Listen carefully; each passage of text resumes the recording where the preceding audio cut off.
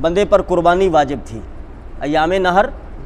گزر گئے، قربانی واجب تھی، تو اب کیا کرے گا؟ وہ قربانی کی نیت سے جانور بھی خرید رکھا تھا، ایام نہر گزر گئے، کسی وجہ سے نہ کر سکا، تو اب اس کے لیے حکم یہ ہے کہ یہ اس قربانی کے جانور کو اسی طرح زندہ ہی صدقہ کر دے، زندہ ہی صدقہ کر دے۔ اور اگر اس نے ایام نہر گزرنے کے بعد یعنی مغرب کے بعد یا اگلے دن، چوتھے دن، پانچویں دن اس نے جانور کو ذبح کر لیا ہے اور اس میں سے کچھ گوشت استعمال کر لیا ہے، تو اب اس نے جتنا گوشت استعمال کر لیا ہے اس کے پیسے بھی اور یہ والا گوشت بھی سارے کا سارا فقراء میں صدقہ کرے گا۔ یہ خود اس میں سے نہیں کھا سکتا، کیونکہ ایام نہر گزر چکے، قربانی کا وقت گزر چکا، قربانی فوت ہو چکی، لیکن اس کے اوپر کفارہ باقی ہے۔ یہ کفارے کے ضمن میں آئے گا کہ یہ قربانی کا جانور جو ہے اللہ کے راستے میں اس کو ایسے ہی صدقہ کر دے، خیرات کر دے، کسی غریب کو، کسی مسکین کو دے دے۔ ٹھیک بات سمجھ آ گئی؟ ایام نہر کے اندر ہی قربانی کر سکتا ہے، ایام نہر گزرنے کے بعد قربانی نہیں ہوتی۔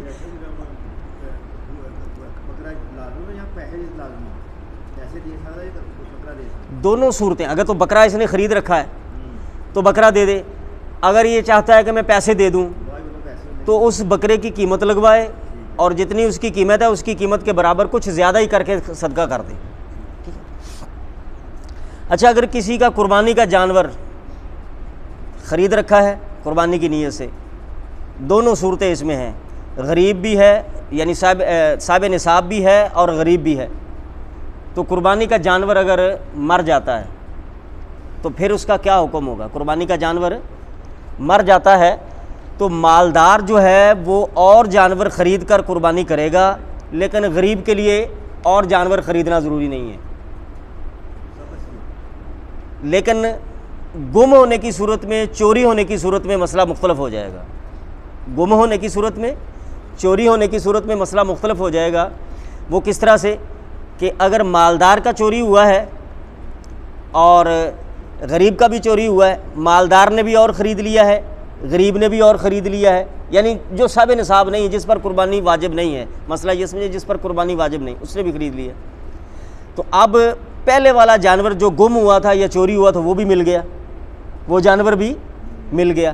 اب مالدار کے لیے حکم یہ ہے کہ دونوں میں سے جس ایک کو چاہے قربان کر دے، دونوں میں سے جس ایک کو چاہے قربان کر دے،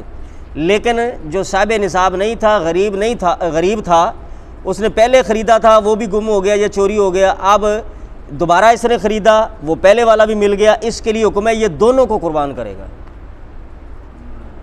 سمجھ آ گئی مسئلہ؟ کیونکہ اس پر واجب نہیں تھی، اس نے خود اپنے اوپر لازم کی تھی، ایک گم ہو گیا تو چھوڑ دے بس، اب اس نے دوسرا بھی خرید لیا،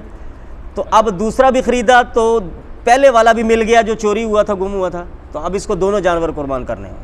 اگر ایک آدمی ہے اس نے قربانی کے لیے جانور کیا، اس نے سنبھالا اچھا طرح، بعد میں اس کے حالات تھوڑے تنگ ہو جاتے ہیں، غریب ہے، وہ چاہتا ہے کہ اس کو میں بیچ دوں